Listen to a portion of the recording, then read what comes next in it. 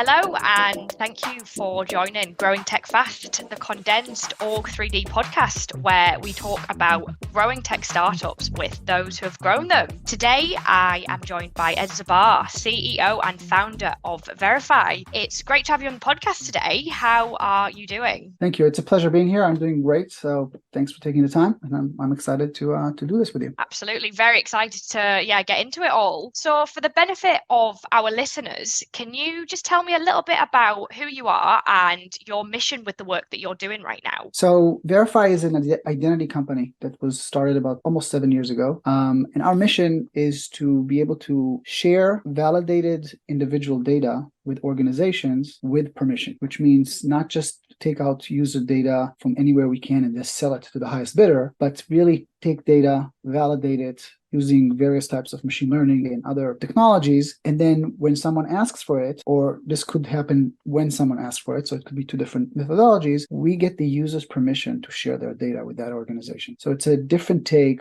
on a lot of the things that have been happening over the past several decades even. And we've been growing very nicely recently, and we've seen more and more openness to the user acceptance portion versus just give me the data and I'll do whatever I want with it. So that's Verif-y. We've been around for about 7 years. We have about 30 people all over the world. We focus on various verticals, but we provide services to financial services companies in the form of identity verification mostly, and onboarding support, compliance support. We provide credentialing solutions and digital repository to US states and some of the organizations that are under those states' regulatory arms. And we also provide background checks. And the concept is that everything is condensed into one application and which the user controls and manages and can share. Perfect. So can you just tell me a little bit more about your background and how you began this journey? Yep, thank you. So this is my fourth startup. The others were all technology startups in various areas. And I started Verif-y, or the idea came about 10 years ago, actually. And when I was an investment banker, and we had a transaction where we later found out that the CEO was not very truthful about their resume and their credentials. And the winning bid for buying the CEO's company could not validate their degree. When we approached the CEO and said, listen, you said you went to this and this university. What's going on? He said, well, I didn't really graduate. I just did a few courses. And then we said, okay, so at least give us the courses so we can get back to them with some information. And he said, well, to be totally honest with you, I didn't even do any courses, but I really wanted to go to that university. So the deal blew up and it was not a good situation. And I found myself looking at various places of how you can have validated data transferred between an individual and an organization. And as I was seeking that and I couldn't find a good solution, I started thinking about maybe, I can come up with something that can do this. And we started with very small prototypes and started growing from there. And the rest is history. I hear 2023 is going to be a huge year for you guys. Can you tell me a little bit more about your plans for the remainder of this year? Yeah, so we've been working really hard with some of our existing clients to increase volume of transactions with them, whether it's state agencies or a Fortune 500 company we have or other clients. And we're starting to see the wheels, the machines are now well oiled and there's no more squeaks. And we're starting to see the wheels turning and the motion getting momentum. And that's helping us from the form of revenue, and it's helping us from the form of securing more clients and potentially raising more money and growing the team. That's where we are right now. And the summer has been pretty good so far. And we hope that momentum will continue throughout the rest of the year. Cool. Okay, perfect. Well, are there any particular moments that triggered a change in your thinking or approach to startup life? So it's a journey that has its ups and downs, and sometimes it's really taxing both on the founder and CEO, but also on other management team members and the existing team as well. We've had massively great moments when we signed up big clients or US state divisions. And we also had downtimes where money was running out of the bank and I had to put more money in order to be able to make payroll. So I think those, again, many of them happening over the past 7 years made us stronger overall. So I think we are very lean right now. We are very attuned to what our clients need. We're supporting them clients. We're providing really excellent service. I believe if we continue this trend, we'll become very profitable and successful probably next year. Great. Well, I guess leading on from that last question then, what would you say have been some of the lowest and highest moments in your startup career? So, well, the startup career, again, given that this is the fourth company that I've been with, First one I did was merging two entities that I was involved with, and then we sold it to a large organization. That was a wonderful time, just to do that, to be able to. There was a lot of other stuff that happened, obviously, in between. The second one was sold to a venture capital-based backed company for equity, and that equity evaporated. So the sale was great, but then the resulting entity evaporated after a few years. So it really, those are some of the highs and lows. There's another company that I've been involved with for almost 20 years now, and they're really doing well now, much in a different situation than when I was there almost 20 years ago. So it really varies. With Verif-y, which is the one that I've been investing most in and put in my whole time and effort into on a full-time basis for the past 6-7 years, there've been more of those, and they're more frequent because I'm running the day-to-day business on a regular basis, and it's a longer period of time than the others where I'm involved. And I think some of the people that we were able to bring on board are great moments. Like some of the executives that are currently at the company or used to be at the company, when you're able to bring someone with that high quality on board, it's a really great moment for me personally. Some of the deals we close, as I mentioned earlier, when you close a massive deal and there's a big client and there's essentially validation for all the work you've done before that, those are also wonderful moments. We have not lost any massive clients or even smaller clients over the years. So unless the company went out of business, the client. So we didn't have any of those negative, but sometimes when people leave and you really get attached to them or you really think that they're really valuable, but they have to go for different reasons, that's never a good moment. Or you have to let someone go. That's probably the worst moment that I've had as a manager. I hate that part, and I know I'll have to do it in the future because it's just part of life. But that's part of for me, it's one of the worst things as a manager that you experience is to let someone go for various reasons. So great. If you could, what would you tell your 20-year-old self? I'm not a person that regrets past activities. When I take a decision, I use everything that I have available to me and make the best decision possible. So I've done that throughout my life. I've made mistakes. I've made good decisions, bad decisions, and so forth. I would say that if I had the chance to do that, I would focus on the things that I love and try to grow them and try to surround myself with people that I respect and like and want to work with, and then go from there. And if you do things that you like over an extended period of time and you do it well and you really focus on that, I think that eventually that would lead to success. Definitely. And I think it's just those small things like that sometimes people just forget. And, just focusing on what you love is, yes, I think something that a lot of people can, do and just, and I think that's really, really good for anyone to kind of take forward for sure. And I think if what you love matches with what you're good at, that's an even better combination, obviously. Absolutely.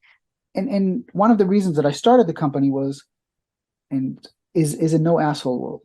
I want to try to work with people that I like working with. And I want to try to have clients that I want to work with. And if a client behaves inappropriately, I would get on a call with a client and say, I'm sorry, we can't continue like this. And if it repeats itself again, depending on the situation, we have fired clients in the past because of inappropriate behaviors. We've also let go individuals at the company that did not fit with the culture. So we are trying to, as a team and as a company, as a founder, to build something that people are, really like to work at. And we just had a conversation yesterday that had validation of this concept from one of the people that actually is leaving, but the praises that she gave to how the company works and how the interactions are and how people love working here and how she specifically had other experiences over the past 15 years, but this was the best one she's had so far, have contributed to why people want to stay, even with all the difficulties and ups and downs of a startup and so forth. Yeah, I think that, such a great culture, having that positive culture, and it's just so important, I think, especially in this day and age, and definitely being able to build that as well. That's hats off, it's obviously it's tricky and it sounds like, you're going in the right direction. So that's great. Who would you say are some of your role models then? That's a good question. So it's a wide space, or I'd say a wide variety of people. I think it starts, if you look at business world, it starts all the way from the conservative side of a Warren Buffett that's continuously investing in a similar way, looking at similar characteristics, and taking a much longer view, which is the opposite, the antithesis of a startup. But as someone who went to some of the Omaha events with Warren Buffett and listen to him closely, there's a lot of fundamental items that he believes in and he follows on a consistent basis that I truly think that can make or break a good professional and a company. So that's one side of it. The other side of it would be Musk and with all the quirkiness of some of the things that he does and some of the things that other people don't understand, but the ability to continuously innovate and think about innovation and to take companies from a very nascent part like Tesla and then add to it some money and some thought processes and make it almost $1 trillion company. So I think obviously those are people all over the world know these individuals. There are other role models that I've had in my personal life and professional life and academic, experiences that I've had. But these are the two big names that I think people would recognize. Absolutely. Well, what would you say are some of the best bits of advice that you have been given in your career?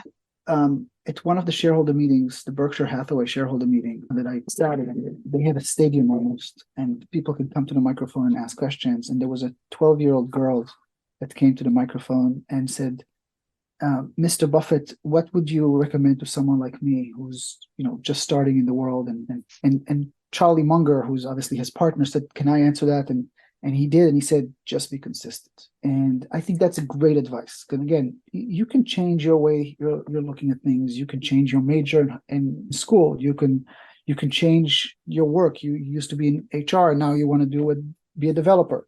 Or you are a farmer, and now you want to be an astronaut. Whatever the case may be, if you decide that you want to do it and you believe that you have the tools to achieve it, I think if you're consistently approaching it and you're consistently approaching it well and researching what you're doing, there's nothing that most of us can't do. So I think that's one of the best advices that I could share and that I've learned over my own career. Definitely, yeah. Really think that's something a lot of people can, take, and definitely, that's just great for anyone to take on board, really. Well, one more thing, actually, another aspect of that, I would say consistent.